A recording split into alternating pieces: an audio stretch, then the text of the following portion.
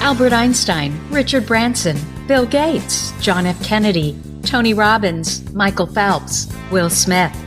That sounds like a list of highly successful titans in a variety of industries. What else do they have in common? Well, they all have ADHD, but you don't hear much about that, do you? You know what you hear even less about? The successful women navigating ADHD. And that's exactly why I started this podcast, ADHD for Smartass Women. I'm your host, Tracy Otsuka. I'm an attorney, not a doctor, a lifelong student, not a coach. I'm also the creator of Cortography, a patent-pending system that helps people like you figure out what they should do with their life. And we're here today to talk ADHD, your superpowers, your symptoms, your workarounds, and how you proudly stand out instead of trying to fit in. I credit my ADHD for some of my greatest superpowers. And you know what? I spy a happier life for you too. So without further ado, a shiny new episode is starting now.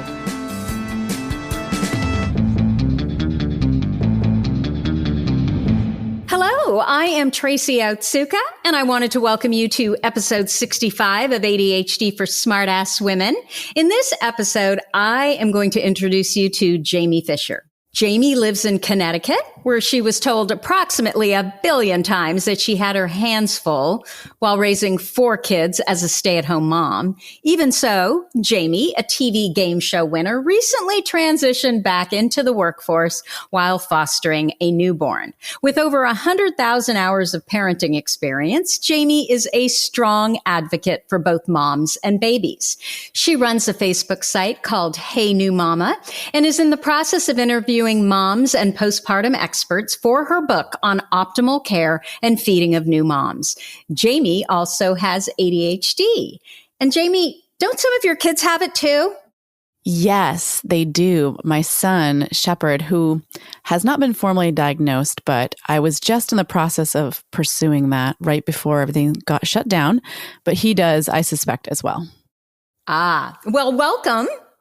Thank you. I'm so glad to be talking with you. And I am so glad to be talking with you. So I just want to tell our audience that with everything going on with coronavirus, I was seeing a lot of women, both in and outside of our Facebook group, ADHD for Smartass Women, who were panicking. And somehow I just knew that you'd be able to offer some workarounds for these moms.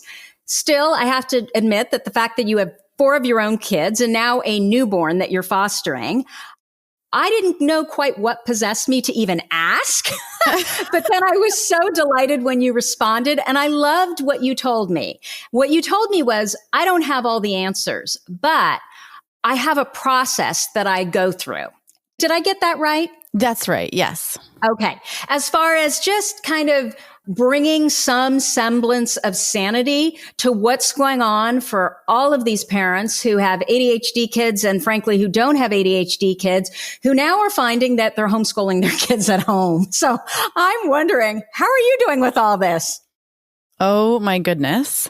Well, as we were just speaking at right for this interview, my emotions and my state of being have ranged from like hope and elation to depression, sometimes in the same day and in the same hour.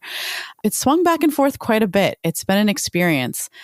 But I feel like this is our 3rd week of homeschooling here in Connecticut. We're starting our 3rd week, and I think we're starting to find some sense of groove. I hope. That's what it feels like anyway. Wonderful. Okay. So before we go into what I really want to talk to you about, I'd love your readers to be able to connect with you. So can we talk a little bit about ADHD first? Absolutely. Wonderful. So can you talk a little bit about when you were diagnosed, that whole kind of the beginning thing?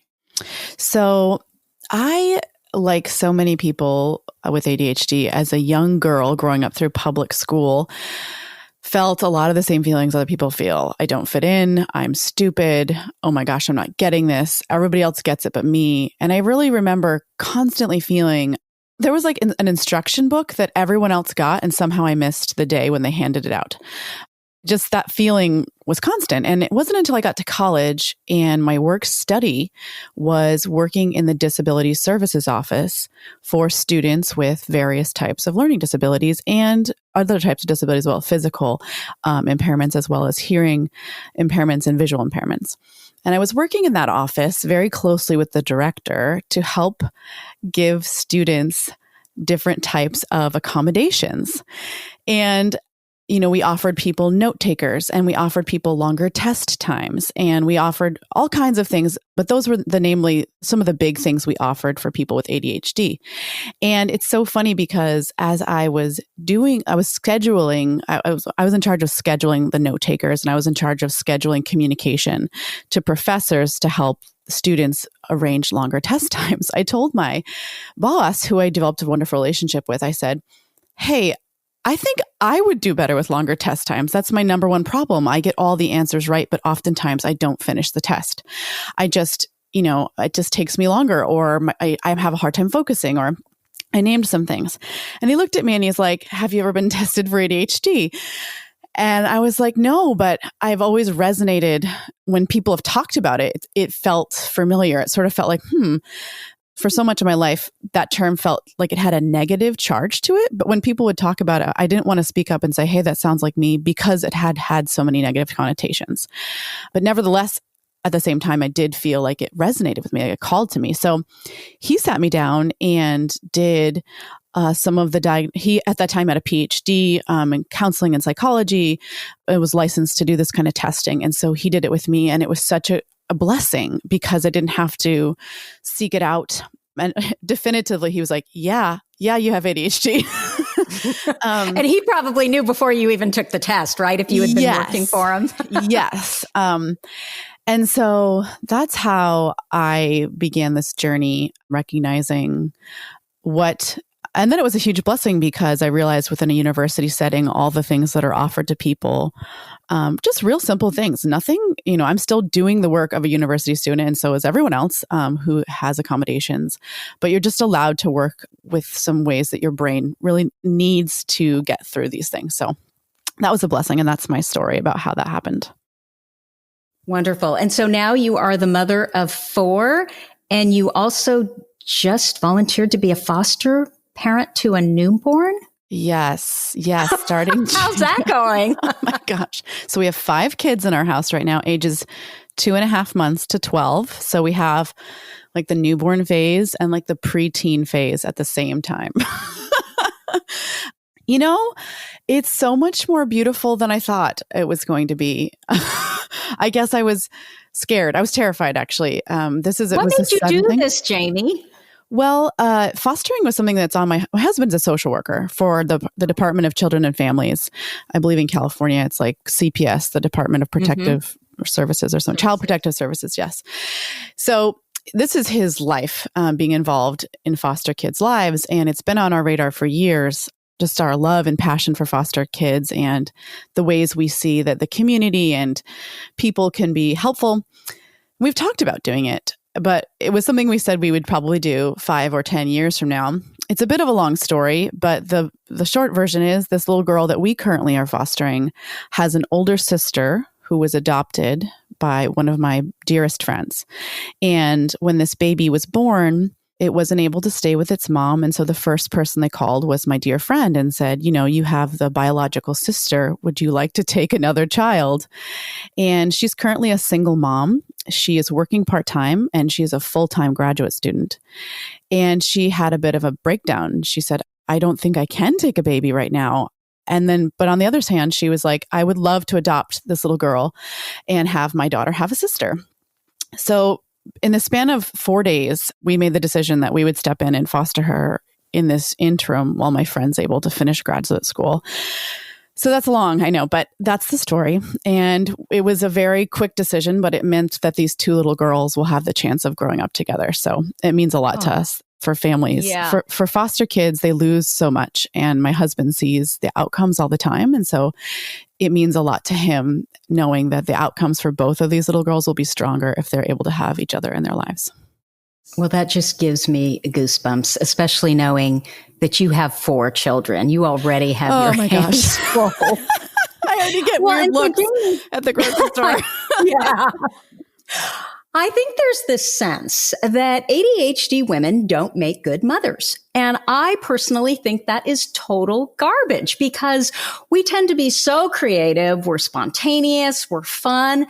I think when we struggle, it's when we don't have the support from our spouses or whomever. And somehow there's this sense that raising children, taking care of the home, taking care of all the finances, I don't know, taking care of everything related to our kids' education, taking care of the family calendar, that somehow that's women's work, which it isn't, right? I mean, what do they say? It takes a village. And yes.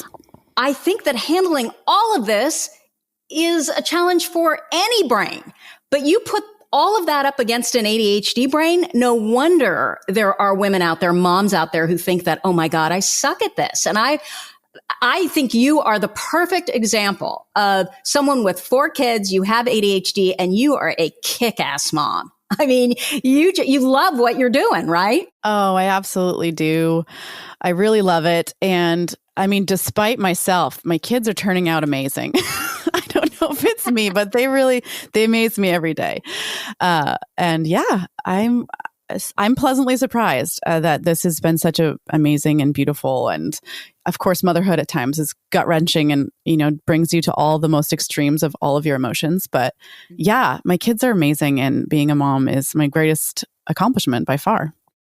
Well, and again, so the ADHD brain is a brain of interest. So if we have extreme interest in something, if we're having fun doing it, if we're passionate about it, I don't know how we could be anything but fabulous at it. Absolutely. And I think there might be I don't know that motherhood is necessarily instinctual. I think some of the propaganda, especially for new mothers, that like, oh my gosh, I saw my baby and it was love at first sight. I know. I think that's a little daunting for so many because that's not the story for so many people. It wasn't for me. I had my first baby and honestly, Tracy, by the time she was 6 months old, being a mom felt so hard. I swore I would never have another child. Oh, look at you. I swore that I was done. And so I guess I say that hopefully so other moms listening hear that like, oh, she has all these kids, but it wasn't necessarily natural or it wasn't free of bumps in the road. So our only planned child is our second child. So that's some ADHD right there. And even the foster child wasn't necessarily long-term planned. It was like a 3-day, here's this decision, now or never, help this family or don't.